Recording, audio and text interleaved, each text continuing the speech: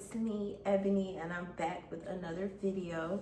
And today is the day, y'all, that I want to come out here and talk to you guys about when you're in a season of your life where it's like one part of your life, you knew the gifts that God gave you, whether you acknowledge God or not.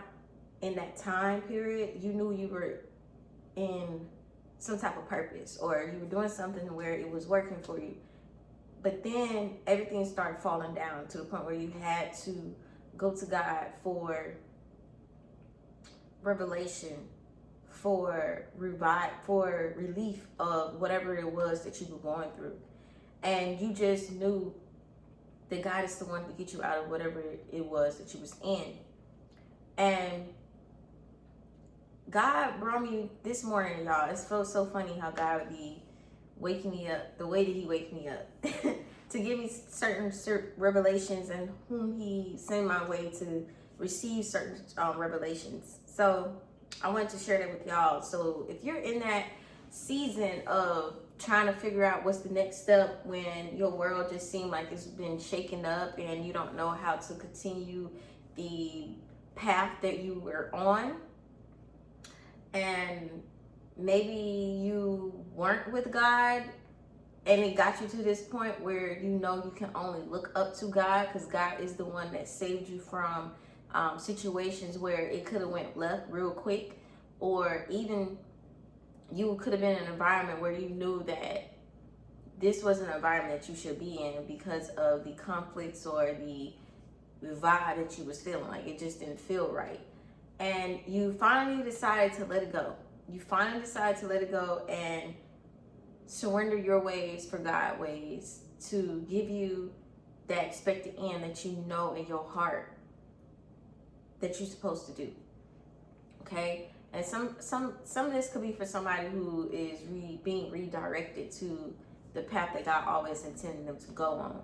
So with all that being said, there's a season of rest, a season of wilderness, a season of not knowing what to do, okay, which is basically the wilderness. And God is pruning you, and He's taking things out of you. He's teaching you. He's building your faith up. He's encouraging you, building your confidence up, giving you courage, giving you strength to do what it is that He always intended you to do, but with Him and not with others, okay? So when you have a gift that God gives you, you want to hold that gift like a baby. Treat it like it's your one and only baby that you have to take care of, all right? And even if you already have kids, whatever the case may be, you got to treat your gift like your kids, like you will protect it, you will honor it, you will not let anyone take away what God had gave you. You will not let anyone steal your child away from you, period.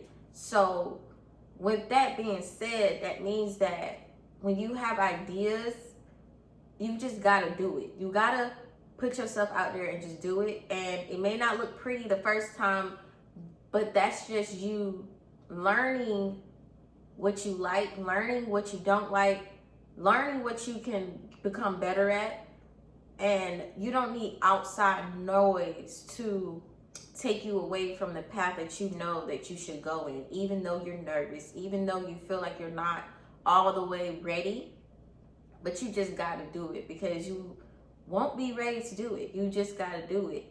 But when you spend time with the Lord and get in His word, it will literally strengthen you to be on fire for Him to do what He always intended you to do.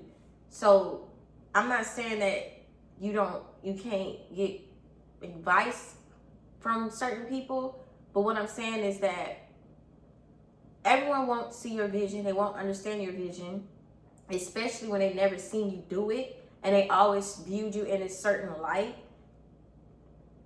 And for some, they viewed you as someone that's beneath them. You want to protect your baby, because any outside noise that you get that's negative, that will cause you to doubt yourself and what you're doing, you're literally sacrificing your baby, because you rather sit in fear, or you rather feel like I need this, I need that before I could do this, instead of protecting your baby, instead of protecting your gift. Whether you don't have this or you don't have that, when God places something in your heart to do, do it. like I said in previous videos before, when there's a pause, when there's a standstill in your life, God will open up other gifts in you. He will reveal other gifts in you that will make room for what it is that he calls you to do. And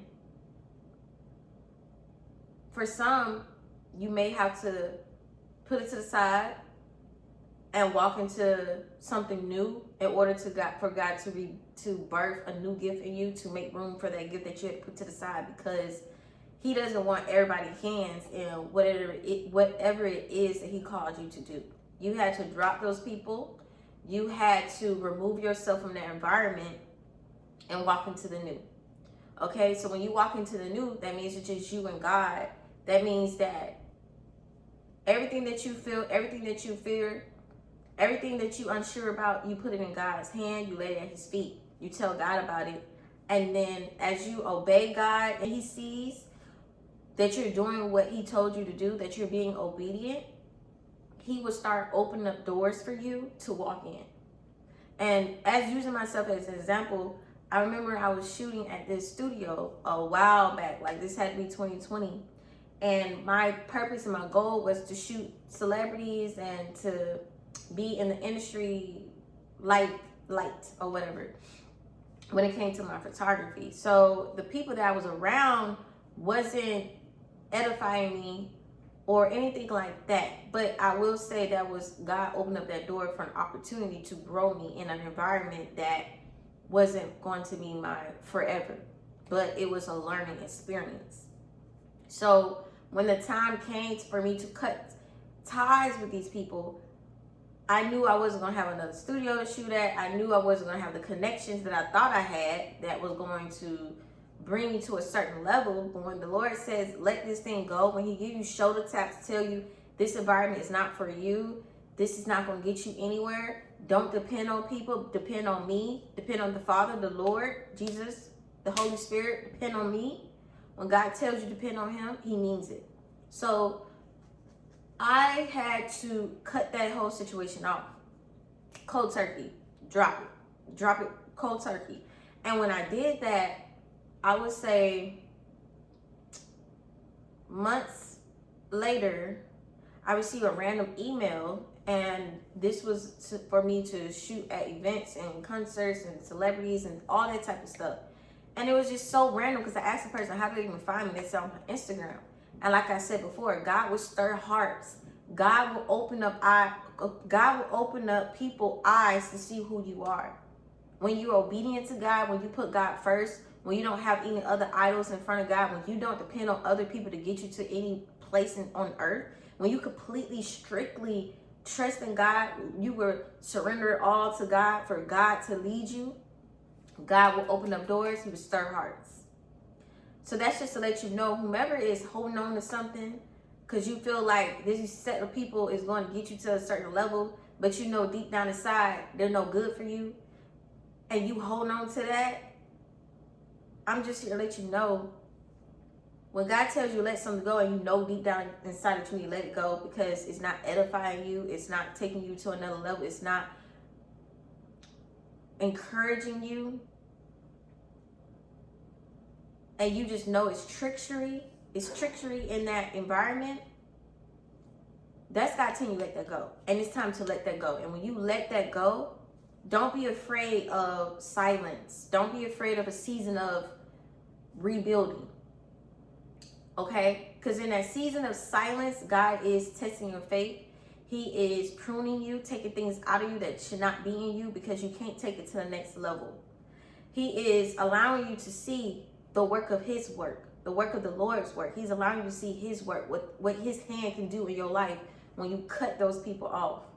That means that you don't have any dependence on telling people, oh, you think I should do this? Oh, this is what I want to do, but I need this. What you think about that? Because at the end of the day, you don't know a person's heart. You can't see their heart. You can't see about a person unless you ask God for guidance, unless you take that person back to God. So if you ain't taking that person back to God, you ain't asking God for guidance, you ain't asking God for discernment, it's easy for you to keep tripping and keep falling. It's going to be easy for you to be manipulated.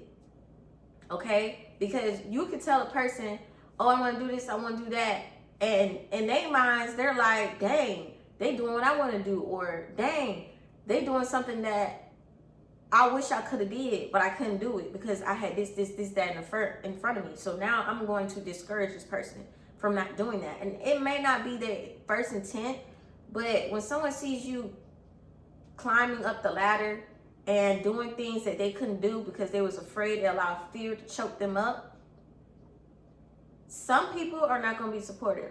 And they're going to tell you, nah, don't do that. Nah, I don't think that's going to work, because when I tried to do it, it didn't work. And you want to be careful. That don't even, I don't know. You know what I'm saying? And you just know in your heart, this is what the Lord told you to do. Like, you just know it's what you're supposed to do. You just know. And when things don't work out, that just means that you have to change and be redirected to the place that you got to go. And you have to learn how to take everything back to God, because every opportunity isn't from God, okay? And you will know that by the fruits of the environment of the person and who you're working with, based on how they talk, based on how they act, okay? And when you are in environments where you are the light, you will know how to handle those situations with people, because you got God as your foundation.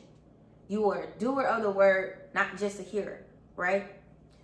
So when you understand that and you let things go, God will open doors for you. And I know I spoke about this before. When I was blessed with that opportunity, God put me through another test.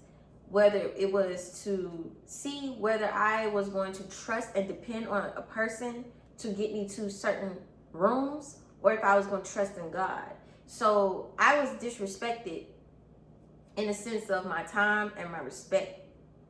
So I had to let that situation go and to trust in God to lead me, prune me into rooms that I know that He already planned for me to go in. So I didn't have to hold on to somebody who was disrespecting me, who didn't value my time in the workplace. You know what I'm saying? So it always reminds me of Abraham, when God told Abraham, don't take a single scrap from this person, because they're going to think that you made them rich. I am the one that made you rich. That's what the Lord said. So when my faith was being tested, I had to let it go. I risked not being able to do the things that I wanted to do in that environment, but I gained strength, I gained confidence, I gained courage, I gained trust in my faith in the Lord.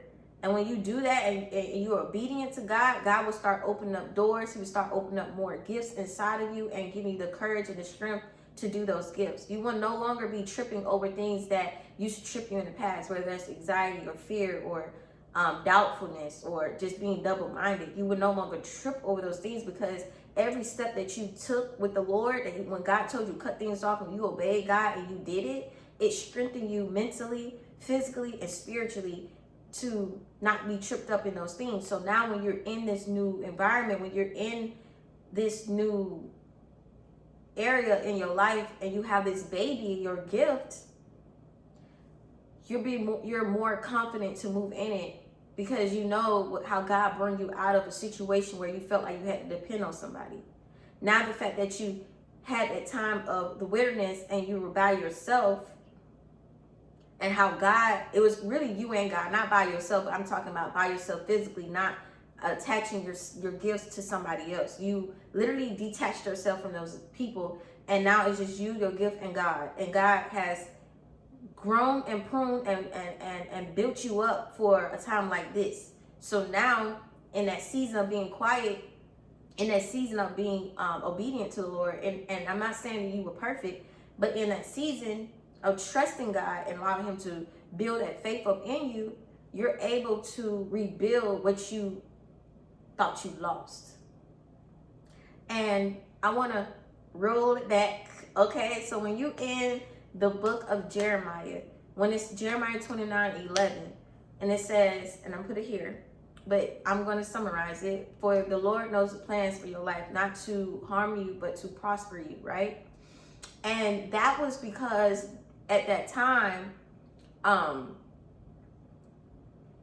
the Israelites was being disobedient. So they were all, into idols. They were doing things, not turning from the evil, wicked ways.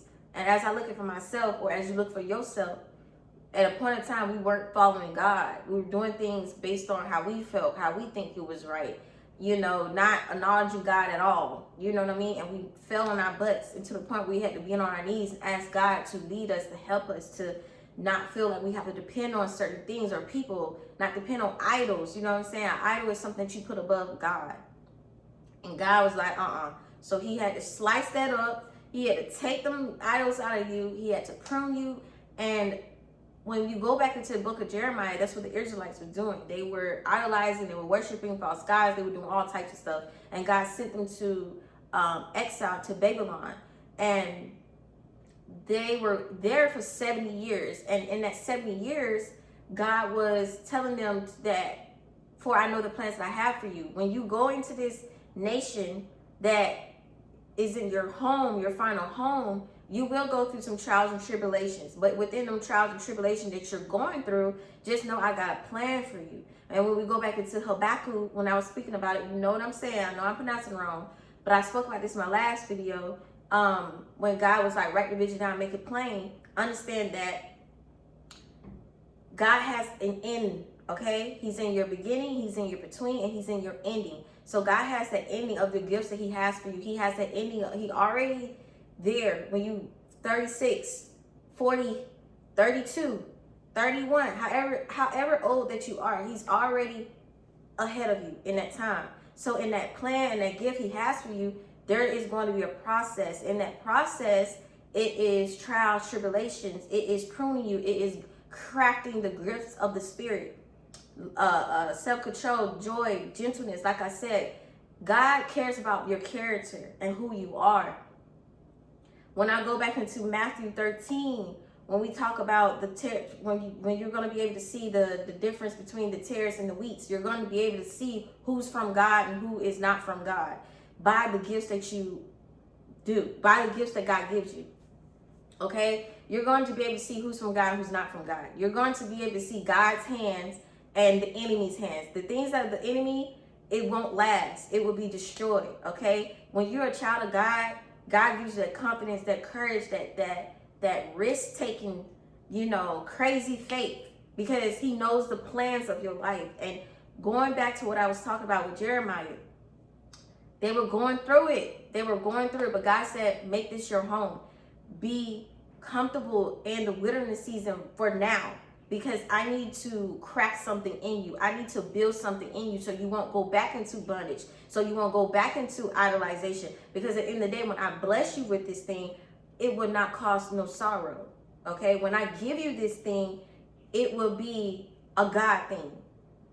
You won't be afraid. You won't have to be afraid. You won't have to have those thoughts of what is this or what is that. You don't have to think about toxic mental cycles that you had to struggle with in the past, because in that wilderness season, in them trials and them tribulations, for the plans that I have for you, not to harm you but to prosper you, in that season of trying to figure it out, but God is with you figuring it out. God is with you. He's telling you to be peaceful in that time when you feel depressed. Be peaceful in that time when you feel like, what I'm about to do, I don't know what to do. God is telling you to be peaceful. Remove the anxious thoughts. Remove the anxiety. Understand that I know the plans that I have for you. I already mapped it out before you was in your mother's womb. I already knew the mistakes that you was going to make. I already knew what you was going to say that you know that you regret saying. I already knew the things that you regret doing, but you had to go through it to get to that solution, to know this is not what I should have did. This is not what I should have said. But God is saying, I already knew that you was going to do that. So now that you know that when I bless you into this new season, you won't do what you know that you shouldn't do in the first place. You won't have any idols. You would know to trust in me. You would know that I'm a restorer. You would know that I'm the one that healed you. You would know that I'm the one that got you out of that bondage that you took 4, 5, 6 years to get out of. You know that I'm the one that taught you how to love, taught you how to be into your gifts. You are going to be God is going to make sure you know that he is that man, okay? He's going to know that you know that he is your father, your Abba, your everything. Nobody comes in front of him. So when we circle back into Ezra, one, and when I tell y'all, when I say God changed hearts, I know I'm not making this up. He really do change hearts, because he changed King Cyrus' heart. He told King Cyrus to tell the people that God said that I want you to rebuild my temple. So in Ezra, when you go to Ezra 6, I think it's Ezra 5 or either 6, where the people were trying to talk bad or trying to say, we want to build with you, we serve your God too, but they really didn't serve God. Like, they was over here trying to, talk bad about these people and say, nah, you don't need to do that, you don't need to do this, or you don't need to do that, or trying to talk bad about their gifts. But the people was like, you know what, we're not going to listen to you, we're going to continue to focus on what God said. And they were mad, they were upset, so they tried their every way to stop them from completing building and rebuilding the walls. They tried to go to the government, they tried to do all of these type of things to stop this person from building. But at the end of the day, when God has a plan, when his will prevail, God always got a ram in the bush. So in that time period, when these people felt like they succeeded, it was a time period where they couldn't build for 2 years. That was their wilderness season. That was the time where they were going through their trials and tribulations. That was the time where God was testing their faith, when they couldn't build, when they feel like, I'm not in my purpose, these people don't stop me, and we tried to do all that we tried to do, but it didn't work. But that's that period where God's testing your faith, because you know what the Lord had said. So a prophet came to these people and said, hey, the Lord wants you to continue to rebuild. We need you to rebuild. Go ahead and rebuild. So they continued to rebuild. And the people who tried to stop them came around, was like, so what y'all doing? Who told y'all to start that building? Like, who told y'all to do that? And then the prophet was telling them, the Lord had said it, and we're going to keep going, and we're going to keep rebuilding. So these folks got mad, and they tried to go to the king and tell them, hey, these folks start building, they ain't supposed to be doing that. And the prophet, or I believe it was the prophet or the king, had basically told them, listen, I need you to leave these folks alone. They're doing the work of the Lord. I know that this is what the Lord told them to do. I got my proof and I got my evidence. And what you tried to manipulate didn't work. So when God is telling you right now, whoever is trying to manipulate you or stop you in your path of what you got to do, just know that God got your back, and he knows your front and your end, and he knows the ways and the path that he has for your life. Just keep trusting him, even when it's like a season of silence, even if it's a season just it don't look right. It has to look dead before, so God can get the glory. It has to look dead so God can get the glory, because you trusted him. You didn't go back into your old ways. You didn't go back to those people that you feel or that you think that is prospering, because you see what you see. Evidence is faith is the evidence of things that's unseen. Faith comes by the hearing of the word of the Lord. So when you just know that you know that you know, and you trust in God, and you know you got a track record from God based on the things that you went through, that it could have been worse, but he brought you out of it, and he's teaching you how to hear him. Because the things that God told you not to do, when God told you this person is not for you, this is how God's teaching you how to hear. Because when God told you that person not for you, that person ended up doing things that was affirming that they were a user. So now you know how God is speaking to you. That's a track record. When God's telling you, all right, I need you to pivot. This ain't the place. And you pivot on faith. And it may look shaky in the beginning, but in the end, you was prosperous in that. And even in Ezra, after after that 70 years, God said, this is the plan I have for you, rebuild. They end up rebuilding the wall. Even though people tried to stop them, even though they had naysayers, even though they tried to be talked out of what they were doing, because people want to put their hands in the pot. But God said, nah, they cannot come with you. So I had to separate you from those people who were using you, who betrayed you. You know what I'm saying? So now I can elevate you, and I can do what it is that I always intended you to do. Because we may not understand why we gotta wait. Like, I want my stuff now. I want to get my hands into my craft now. I want to be what I need to be now. But God cares about your character. He cares about your heart. God changes the heart, like he changed King Cyrus' heart. He made sure that they were going to rebuild that temple. So anybody that was below the king that tried to sabotage the Israelites from rebuilding, it didn't work. It didn't work. They sabotaged and did not work.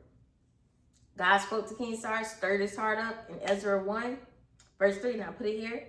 And they end up rebuilding, and they finished the wall. Okay? So that's even for you. When you got to cut things out cut people off because God told you, and you have to walk this journey with just you and God, be okay with that, because God's the one that got your back. He knows your ins, your outs. He knows the people that should be in your life and the people that should not be in your life. Okay?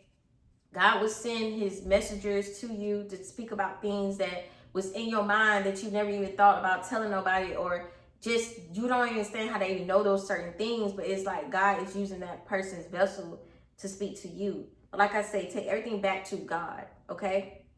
And test the spirit, get into your word, and understand that God will never leave you nor forsake you nor fail you. When he tells you something, even if it looks crazy, but he already confirmed it to you, just know that he knows the plans that he has for you to prosper you. Just know that when you build this thing that God wants you to build, when you're in your purpose, just know that your character have to match what God is going to do in your life. It has to match. You can't have no bad spirit and thinking you're going to be prosperous. It's not going to work. Okay? So that is all that I have today. I didn't want to make this video too long, but yeah. Well, I'll see you guys next time.